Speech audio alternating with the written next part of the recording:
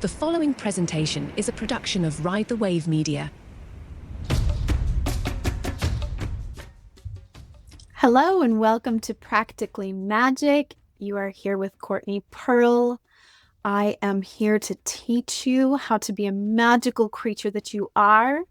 I am a pagan witch, card reader, healer, spiritualist, Celtic priestess, teacher, artist, mystic seeker. And today we are going to dive very nicely into some Celtic traditions and Celtic spirituality. I am very excited to talk about some of the things that we've mentioned in other episodes, and I kept teasing it like, oh, we'll talk more about that on a future episode, and that future episode is here. This is it. We've made it.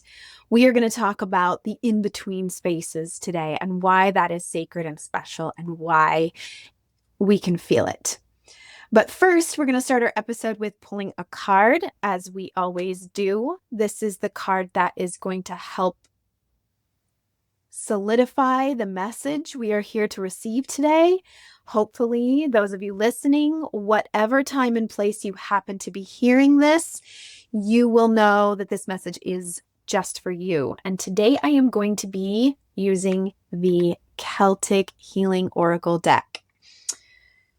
Picked this out because the subject today is very Celtic inspired, very much Druid spirituality, the wisdom keepers of Northern Europe, if you will. A lot of the wisdom that was lost because they only operated in oral traditions. So while we cannot guarantee that this is ancient wisdom, it is something that practitioners like myself have been accumulating and trying to rediscover and learn within ourselves. And I feel like as long as we are authentic and as long as we are going about it in a way that feels aligned for us, then we are on the right path. So this deck, I love the back of it because it has the 3 spirals and it's very it's green, and the artwork in it is always in black and white. Not a lot of grays. In fact, I don't think there's any shading or grays. It's all in black and white. I love that. I pick my decks based on artwork more than anything. And when I saw this one, not only did I love it because it was a Celtic oracle deck, but because it just had a very different vibe. It was very kind of like what you would imagine just a black tattoo, tribal tattoo to look like. The card that I pulled for this episode is number 7, Bridget, the snake and fire goddess. And it has the keyword transformation. And it's funny because it almost looks like in the picture, it almost looks like Medusa. It has 3 snakes climbing up the body of a woman, and she almost looks like her hair is in snakes too. So I'm going to show it on the video for those of you who are watching video. If you watch my episodes on YouTube, you'll be able to see the video. And yeah, so the 3 snakes, it's a very feminine symbolism, but also Bridget being the goddess of healing and flame and the goddess of spring in the stories of Bridget in Ireland. If you remember my episode, we talked a little bit about this during the Imbolc season. February 1st is the start of Imbolc, and it is St. Bridget in Ireland. It's Bridget's Day, and it's very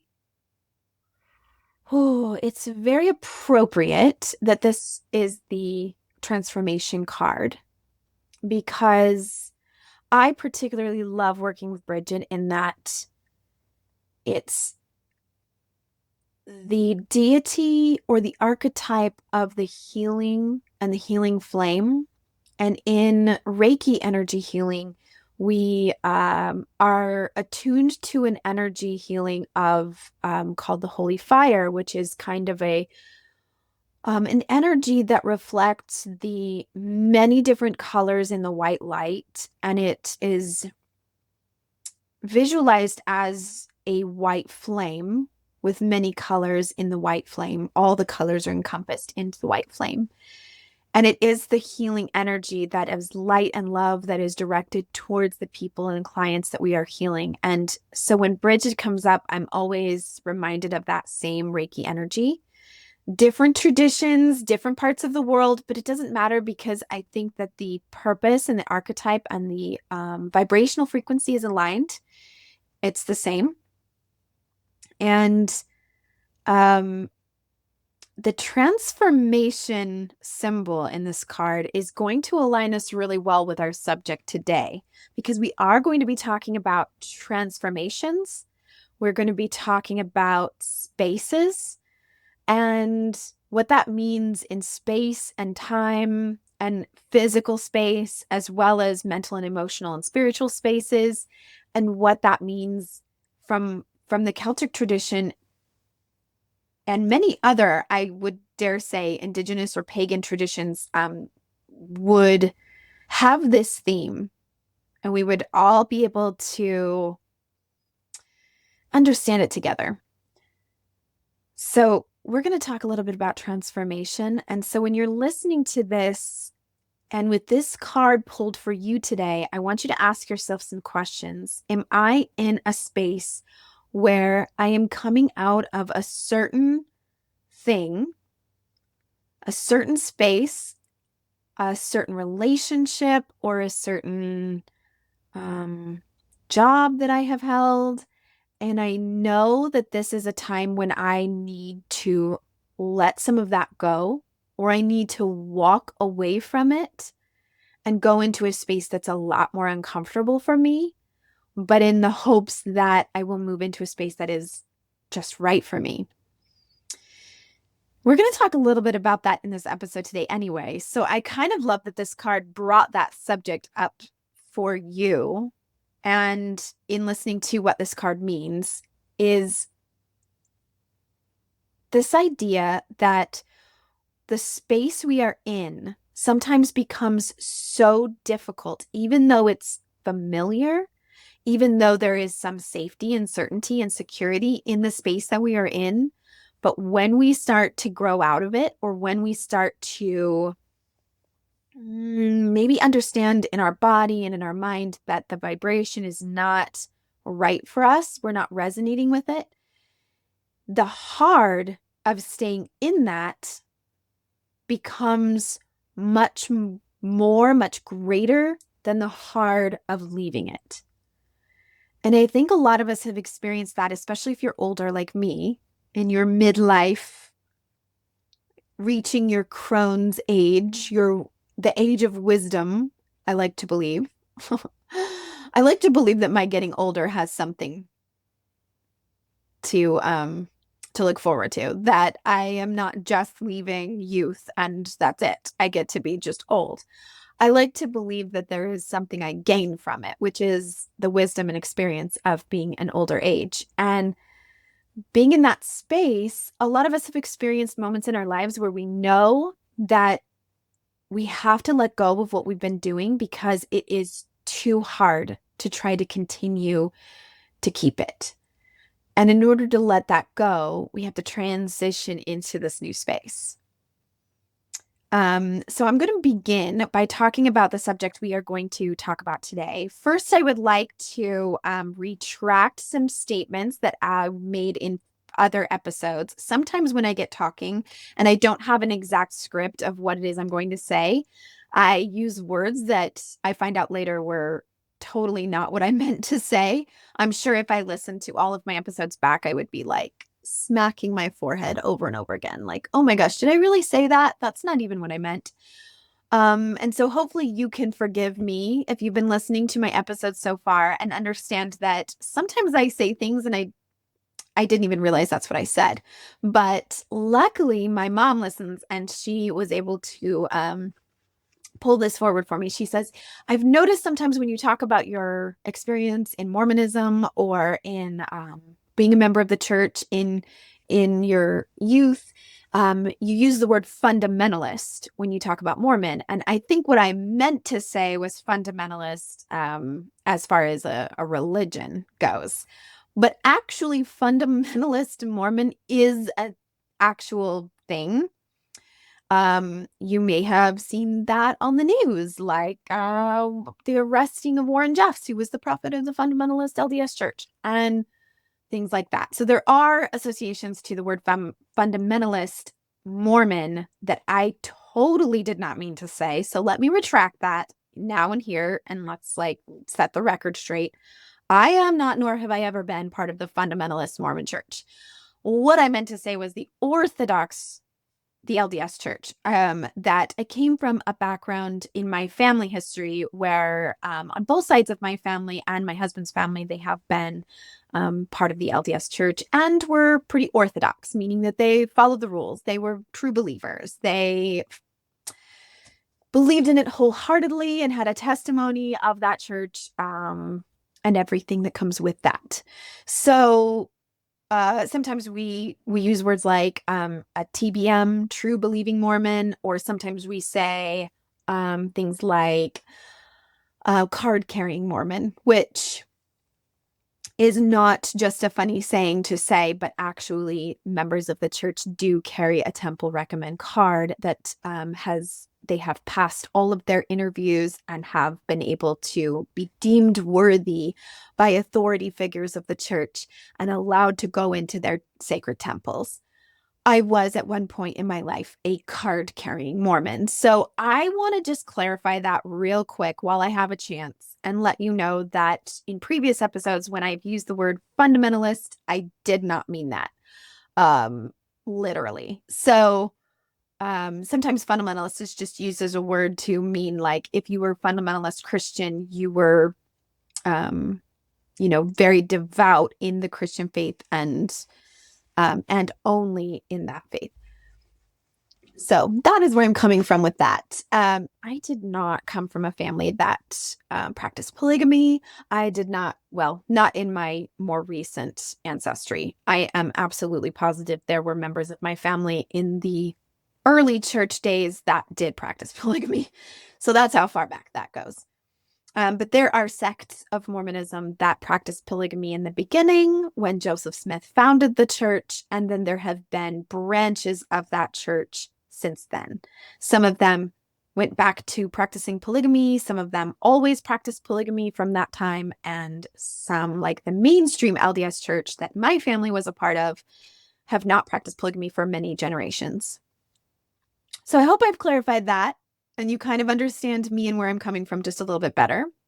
But I'd like to go into a story time if I can. I love to pull from the Welsh mythology that I've been studying for the last year. And one of my favorite tales is the story of Pwyll, of David.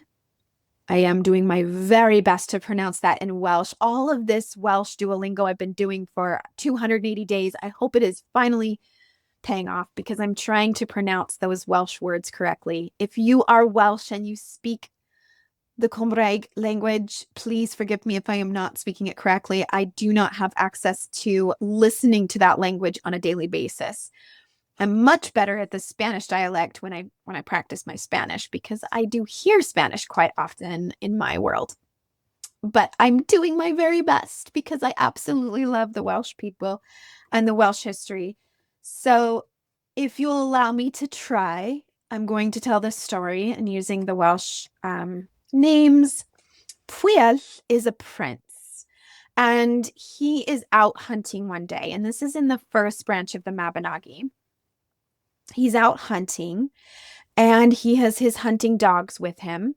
And it just so happens that in his trek into the forest, and I am paraphrasing, I am retelling this. I'm not telling this straight from the words of the Mabinogi, but I do recommend that you read it yourself because it's beautiful language. I'm going to tell it in my own way, but he's out in the forest and unbeknownst to him, he crosses over into the other world. A lot of mythology in Ireland and Wales have stories of going into an other world or a Nuven or lots of different words for it. But The other world, a little bit different than the underworld of the Egyptian mythology. It is not the land of the dead, but it is similar in that it is a different dimension. It's kind of like walking through a portal. In some folklore or fairy tales, you'll hear that they went through a tunnel or they went through a tree, and all of a sudden they were in a different world.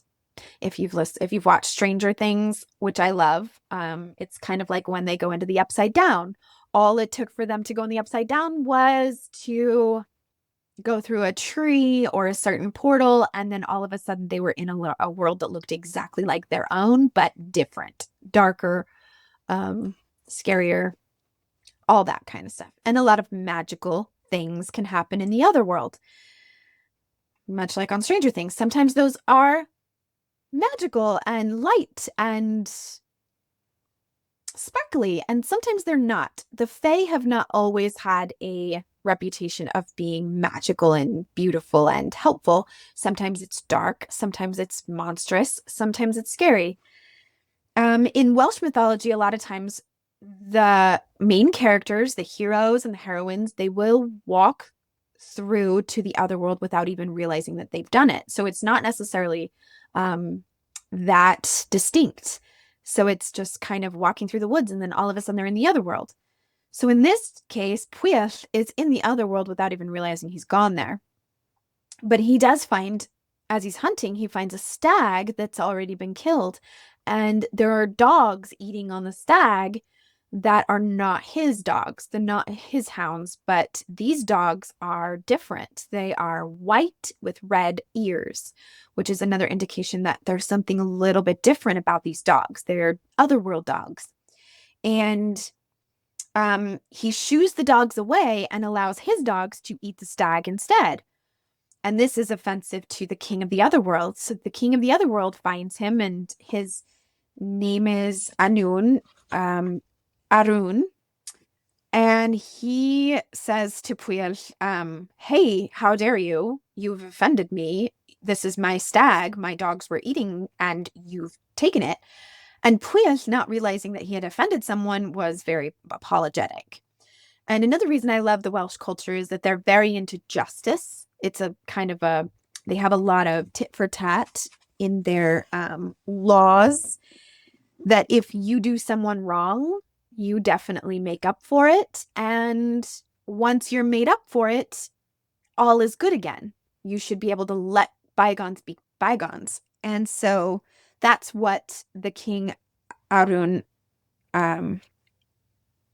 proposes to Pwyll. He says, if you'll do me a favor, I will forgive you for this offense.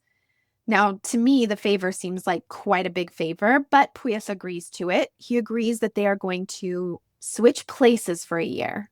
So Anun is going to look and act just like Pwyll and go back to his court. And Pwyll is going to look and act just like Arun and go to the other world court. And he says, I have an enemy, the king Havgan, in the other world, and I am supposed to meet him in a year to battle. But every time I battle with him, I strike a deathly blow and he is going to die. And he says, strike me again and put me out of my misery. And I strike him again and he revives. It's magic. He keeps coming back to life and I cannot kill him. But if you go in my place, you can strike him when we battle again next year, in 1 year, and you can kill him for good. And I need you to do this for me. But I'll need you to spend the year pretending to be me in my court with my queen and my earls and all of that. And so Pwyll agrees. And magically, they are able to disguise themselves so that they look like the other one. And they switch places. And during this year, Pwyll is pretending to be Arun in the court, and he sits next to the queen, who he finds to be the most beautiful woman he's ever seen, because every woman in mythology is the most beautiful woman you've ever seen. And during this year, he laughs and drinks and jokes and hunts and has the best time during the day with the queen and the court. And the queen thinks he's really, kind of perked up. Oh, this husband of mine, he's kind of fun to be around. But at night, when they go into bed together, the queen notices that she goes into bed with her husband, and her husband gives her no attention and no affection whatsoever. Simply turns over and goes to sleep. Finally, after the end of the year, he goes to battle to King Halfdan, and he does exactly as he's told. He strikes him with a deathly blow, and Halfdan says, "Please, for the love of God, mercy, please just strike me and put me out of my misery."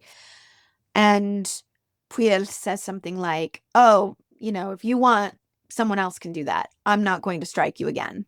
You can just die." Something like that. And he invites all of Halfdan's soldiers to join him on his side and become his soldiers. And they do, because they see him as a strong figure, and they join him. When they switch places again, it's kind of interesting, because when Arun is back at his own court again, he goes to bed with his queen, and he tries to give her a kiss or something. And she says, "What are you doing? It's been a whole year and you haven't paid me any attention at night. You were such a good, jovial husband during the day, but then when night would come, you wouldn't even touch me." And she had no idea that it wasn't him. But this is how Arun finds out that his friend Pwyll, the other king of Dyfed, he was a very honorable friend indeed, because he never made advances on his wife. And I think Arun probably expected him to. So this comes from the first tales of the first branch of the Mabinogi. And the reason I'm telling this story for today's episode is because it is a great example of how the spaces between are sacred to the Celtic people for good reason. That these are spaces where you can feel an energy or a difference when you have crossed over into these other worlds. And it's not always obvious, but that there are something to the magic and the sacredness and the ability to stop and pay attention when you're in these spaces. So you might be thinking, what are you talking about, Courtney? Why are you talking about in between spaces? What even is that? And I'm going to talk a little bit about some of those, what that means. And just so you know, this comes from The Mist-Filled Path, Celtic Wisdom for Exiles, Wanderers, and Seekers by Frank McCowan. I'm going to put that in my resources list for my blog for this episode. But I want to read a little quote from that book. And he talks about a passage of poems. And I just want to, this is in chapter 1, Reclaiming Our Holy Senses. And this is a little part of a poem. It says, "Don't go back to sleep. You must ask for what you really want. The breeze at dawn has secrets to tell you. People, many of them, our own ancestors and the souls of great teachers who wish for us a liberated existence, are going back and forth across the door sill where two worlds touch. The door is round and open. Don't go back to sleep." Oh, I get chills when I even read that, because to me that is a perfect introduction to what the in-between spaces are. If you refer back to episode 9, we talked a little bit about the Wheel of the Year. We talked about how solstices and equinoxes are pretty obvious markers of the year to say these are the halfway points when the dark and the light are equal. Equinoxes are spring equinox and autumn equinox. And the solstices mark the shortest day of the year and the longest day of the year, when the light dominates or when the dark dominates. And those are pretty distinct markers. Those are things that scientifically, because of the way that the earth moves around the sun, we can mark those occasions and we know exactly what day. And, we've decided to mark those as the beginning of winter, the beginning of summer, the beginning of spring and autumn. But in Celtic tradition, those in-between spaces are much more honored and sacred than the solstices are. So in Welsh culture, there is two distinct holidays or festivals or markers to the year, which is Calan Mai, which is Beltane or May 1st. They call that the start of summer because it's when we mark the beginning of summer and we've had the middle of planting season and all of that. And we're marking the transition from coming from winter into summer. And then we have Calan Gaeaf, which is Samhain, November 1st. Now, it might seem like, oh, those are kind of like bloop, random points of the year, but to the Celtic people, it's not. These in-between spaces between solstices or between a solstice and an equinox, these mark the dark and half lights of half of the year. So it's the dark half of the year and the light half of the year. And these spaces are honored because it is when the veil is thin. That is why All Hallows Eve, on the 31st of October, it marks the beginning. It marks just the night before Samhain, which is Hallows Day, or would be Calan Gaeaf on November 1st. We're sort of celebrating something that is happening at that time. And those traditions and folklore around that are, the veil is thin because this world and the other world, there is more connection, it's more obvious. If there were spirits from the other world or from the world of the dead or,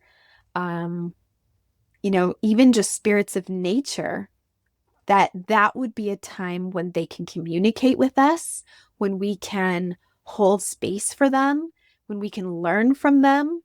And that poem talking about ancestors as teachers, that is kind of significant because like in Dia de los Muertos in Mexico, making an ofrenda or an altar to honor those ancestors, not to be scared of them, not to make it into this spooky, we have to dress up and scare away the bad spirits. No, instead it's more like I'm going to honor my ancestors and the spirits that have passed on by remembering them, by teaching them to my children so that they will stay alive in our hearts, and for us to even make offerings like a meal where we actually cook for them and put out food for them. And then we spend time together as a family honoring our ancestors and people who have gone before us.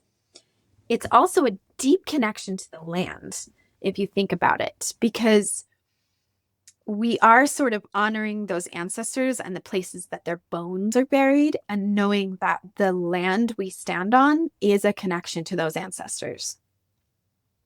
So these in-between spaces are already seen as sacred, as something different than everyday life. And it gives us an opportunity to stop whatever busyness, whatever everyday life offers us, just the day-to-day tasks, the menial things, things we just don't stop to think about. It invites us to stop and be in stillness and just recognize that there is a transformation happening, a transformation of seasons, a transition from one space into another, and that is significant. So in the Mist-Filled Path, he talks about this because the mist, you will find folklore. The mist is in a lot of folklore in Celtic traditions. So the stories of King Arthur, for example, will talk about My leg is falling asleep. I'm going to shift myself over here for a second. Oh my goodness. I got so into what I was talking about, I completely forgot to let the blood flow into my legs. All right. So in the stories of King Arthur, we learn about Avalon. Avalon is a mythical place. There are a lot of places in England and Cornwall and Wales that claim to be Avalon, and I absolutely 100% believe that they all could be. For me, Glastonbury will always be Avalon, and that is where I go in my mind when I'm traveling to Avalon. But Avalon is an island, Isle of Apples. It is the sacred place where the priestesses of the goddess practice their magic and learn and teach and connect to the goddess. And they also learn the healing arts. So that is why Avalon is so sacred to me, because whether it's a real place or not does not matter. But Avalon is shrouded in mist. And like a lot of places in mythology, places shrouded in mist are always the other world.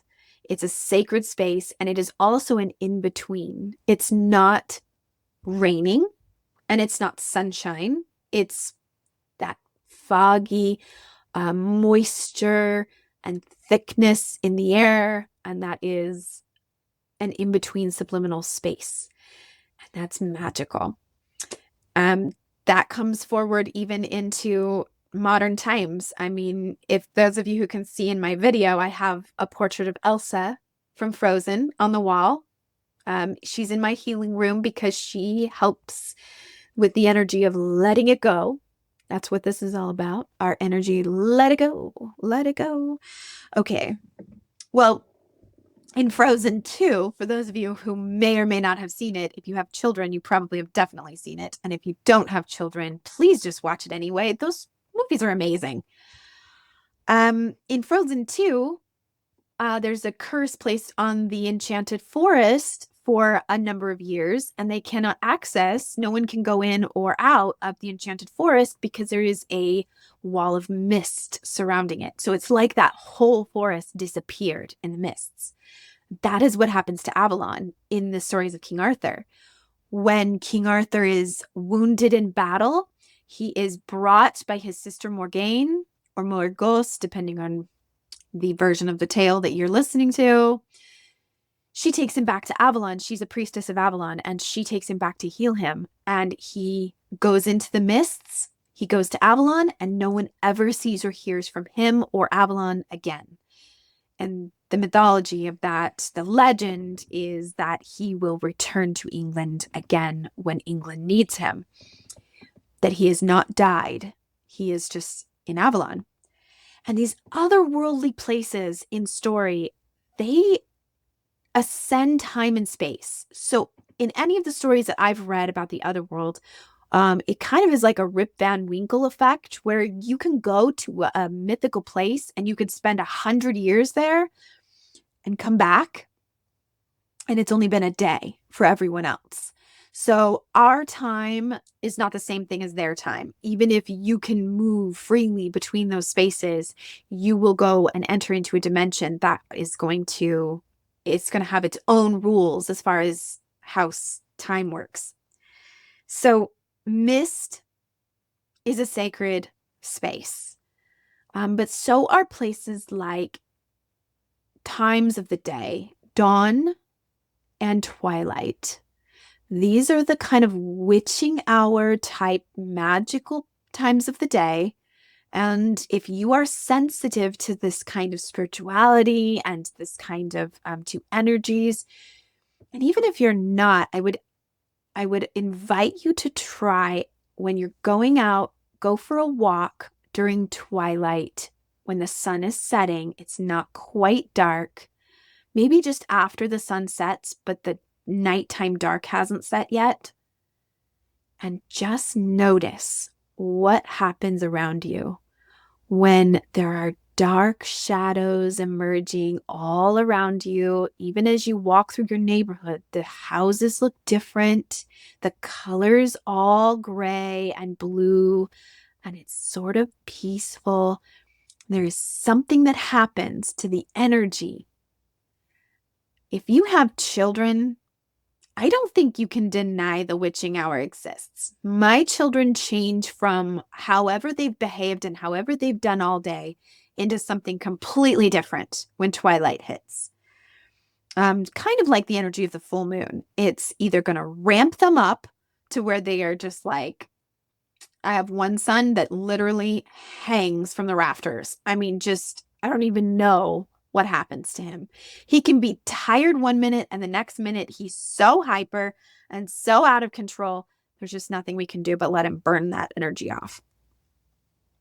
Also, the quarter moon phases are really important to pay attention to. And if you are interested in using those phases of the moon to pay attention to your own cycles and to your own healing journey, I have started a series of live videos on Instagram.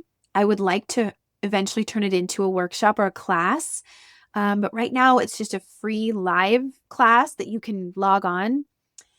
So follow me on Instagram, because what we're going to be doing is every full moon, we're going to kind of make it our own space to talk about what sort of changes did you notice in the last month as from the last full moon? And then what do I want you to notice about this full moon? What are you releasing at the full moon? And then what are you going to notice throughout the phases of the month coming forward?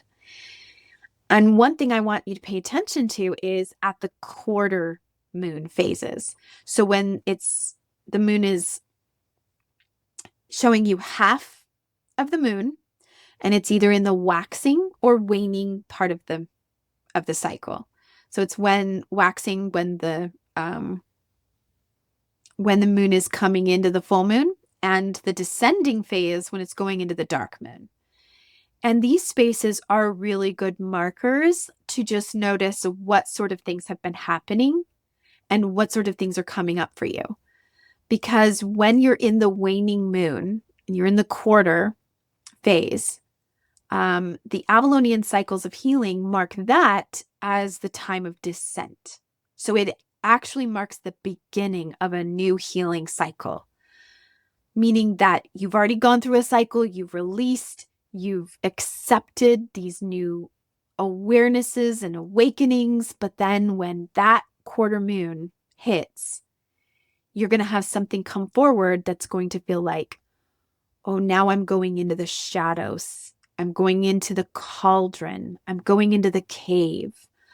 I'm going into the darkness towards the dark moon, which means that you're going to start to see yourself differently. You're going to start to see patterns you didn't notice before, or self-sabotaging behaviors and patterns you definitely feel like need to be addressed.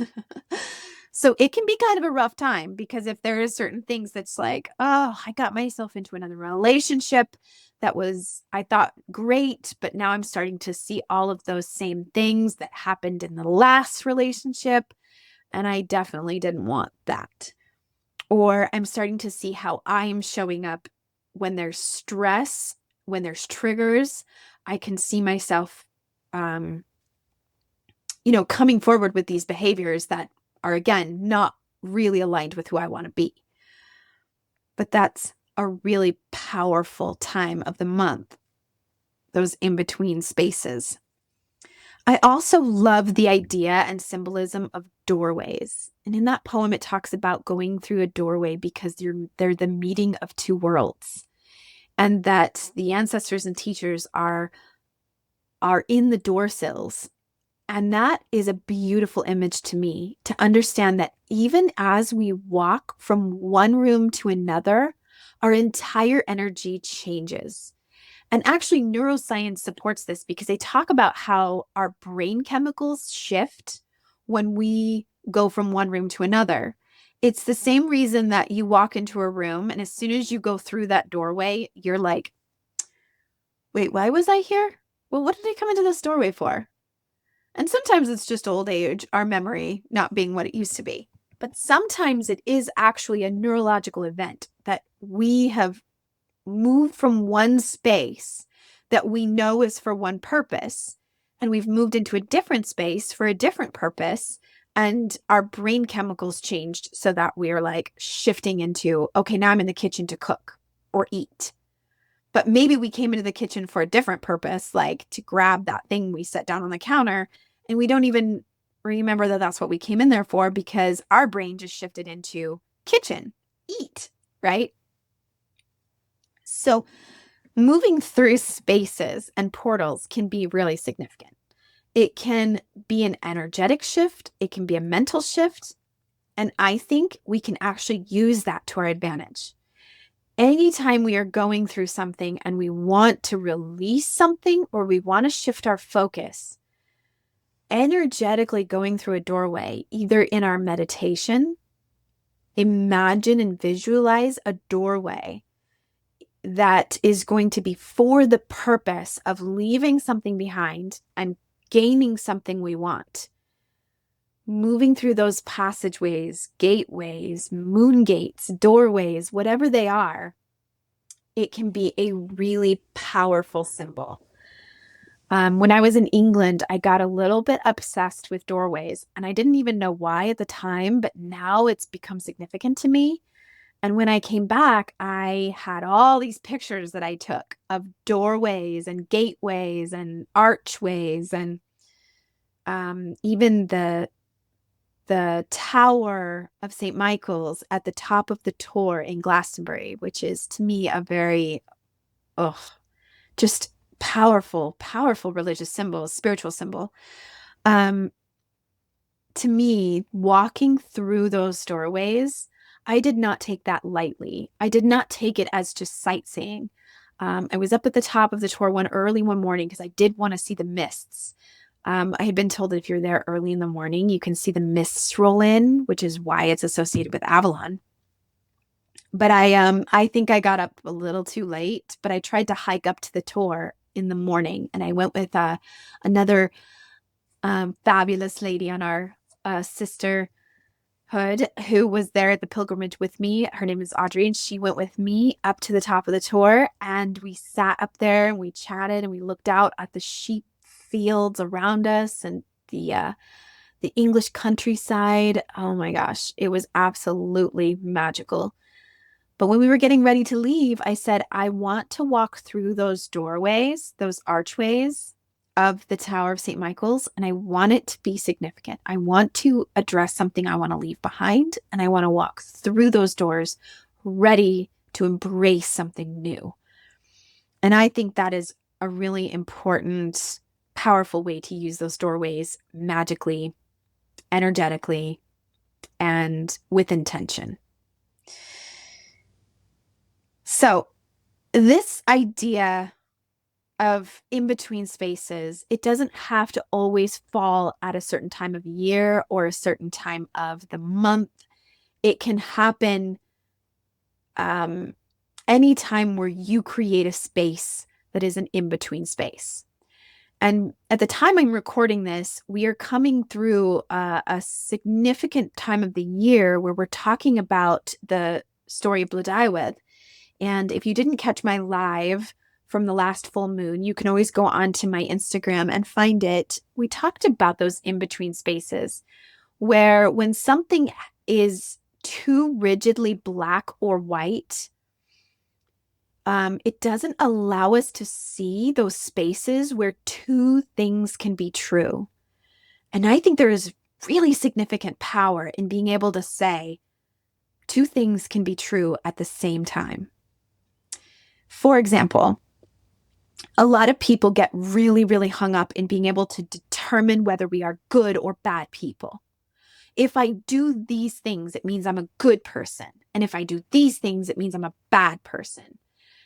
But at some point in our lives, we have to address the idea that maybe, possibly, we can do things and be good and bad people, or none of those things at all.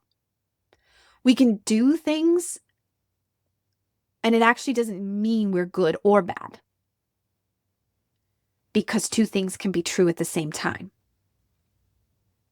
And I'm trying to think of a good example on this, but The best thing that comes up for me is in the last year, I've really been having to face the ethical and moral dilemmas of what it means to be an adoptive mother. And I will go into this more in a different episode because it's way too much to go into right now. But basically, I came to the idea that having gone through the experience of having a son or adopting a child and being an adoptive mother, there are schools of thought that what I did was selfish and who I am is a bad person because I did that. And there are other people and other schools of thought that adopting a child and raising a child that I did not biologically carry and give birth to makes me a wonderful person. Some people, really kind of put it up there with sainthood for some reason. I'm not one of those people, but I was really conflicted because I had not considered all the variables when I was going through starting my family and becoming a mother and having adopting my son and what that meant. But I really appreciate the people who have brought it to my attention that what I need to face is that perhaps in doing that, I am a bad person.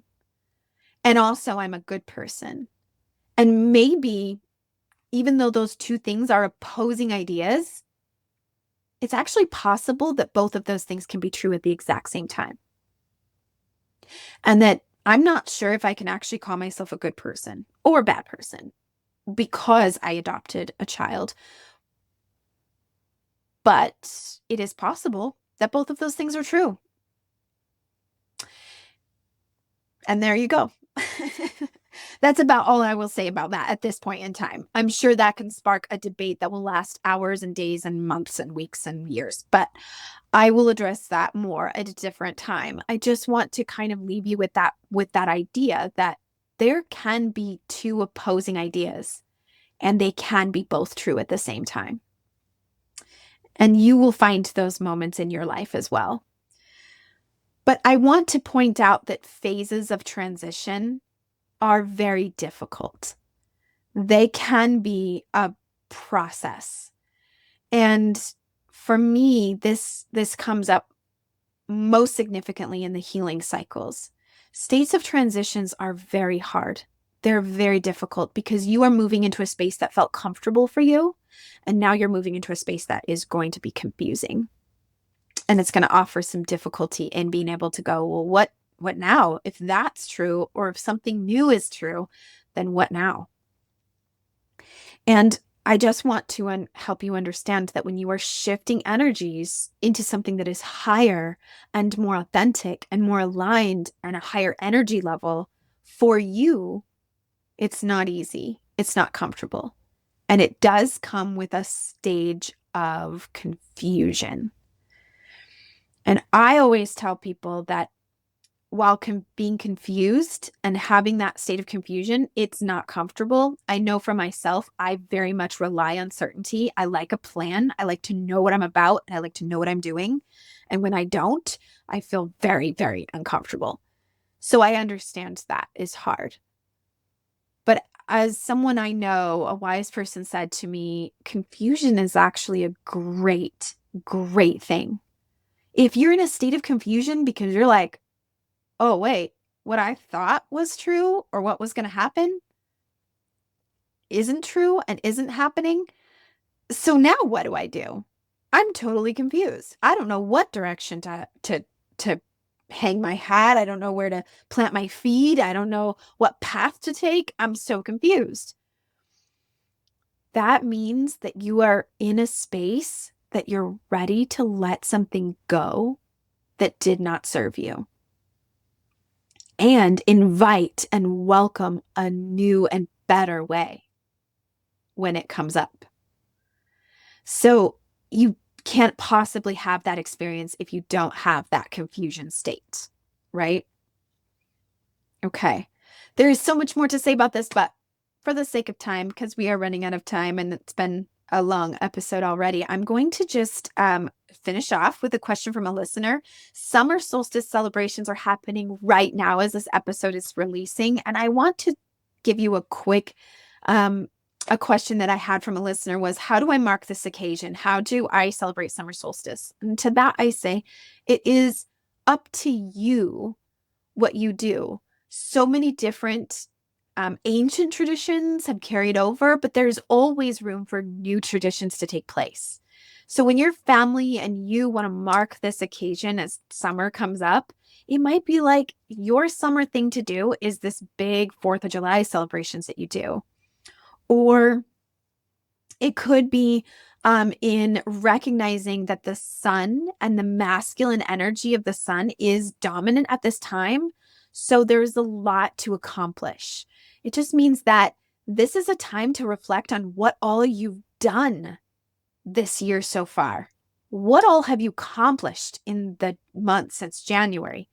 Maybe you set some New Year's resolutions, and this is a good time to take stock on what your goals were and what you've gotten done. And not beat yourself up over what you haven't gotten done, but more likely to say, this is the time to get it done. The sun is out for longer, for more hours of the day. And that just means more energy and more time to get things done. So soak it in. Be like, what in the months that I am resting during the hibernation winter, what was I hoping to accomplish during the summertime when there are more daylight hours? So this is just a good time to reflect on that. And that would be my answer, my suggestion to that question. All right, friends, it is time to wrap it up. I hope that you have had as much fun as I have talking about Celtic spirituality, the mists of Avalon, and the in-between spaces, the sunset and the sunrise that are sacred, the Islamic traditions and the prayer of Fajr during Ramadan, praying at sunset and sunrise. It's just another example of how those spaces can be held as sacred in more than just the Celtic tradition. In almost every traditions around the world have something to do with sunrise and sunset. So those spaces are sacred, and it is time to notice them. It's time to be aware of them and be open to what messages from those spiritual realms, ancestors, and teachers that you would like to receive. All right. Next week, our episode is going to be about the brain. I don't exactly know what to call the episode yet, so the title of the episode is TBA, but I know that I want to talk about all of the inner workings of your brain. So if you are a sciencey type person and you want some data and facts to go along with all this spirituality and voodoo, ludo, hoo-hoo type of thing, then next week is definitely an episode you're going to want to tune into. So I would like to invite you to follow me on social media. If you would like to follow me on Instagram, I do live readings and live full moon rituals and gatherings and discussion groups. And so that is a great place to get more information and more about what I'm learning and studying as I coming to it. So I like to share that on my Instagram most. That's on @prism_healing. I would like you to follow me on Facebook, Courtney Pwyll, or Courtney Pwyll's Prism Healing is my business page. My TikTok is @Prism Healing. And of course, I do book private sessions of emotional healing processes or Reiki sessions. And the best thing you can do for me if you'd like to help support me is to just like, follow, and subscribe to any of my socials or to this podcast specifically, because it helps us to know how many people are enjoying it, how many people are getting the information as I'm putting it out there, and actually benefiting from the content that I put out. So if you could just like, share, subscribe any of the episodes or any of my social media posts, it would be such a cool, awesome help for me. If you have participated in any of my workshops or my services, give me a Google review on Prism Healing and leave me a review that tells about your experience. Or even just share with a friend or a relative what you've experienced and if you think that what I do might help them. I've been booking a lot more emotional processes during the summer. My kids are home now from school, but I still can do services, anything from on the phone, virtual. I can do it from anywhere around the world. Wherever you are, you can still receive my healing. And I would love to offer that to you.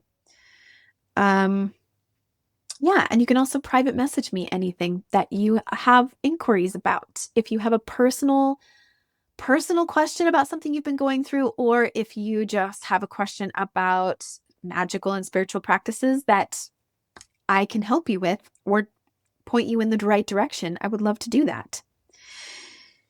What else? I love you. You are awesome. Thank you for listening. And I would like to thank Just Blaine, my producer at Ride the Wave Media. He's also the host of Radio Daybreak. And he is the owner and operator of Ride the Wave Media. So thank you so much, Just Blaine, for all of your hard work and for supporting this show and the editing and promoting that goes behind it. So I would like to also thank Sarah at Daybreak Treasures Boutique for featuring me as an artist on her local artists online boutique. So go check it out if you want to see some artwork that I and other local artists of Daybreak have created. It's awesome. Daybreak Treasures Boutique. And until next time, go make magic with witches and wizards. Go make magic.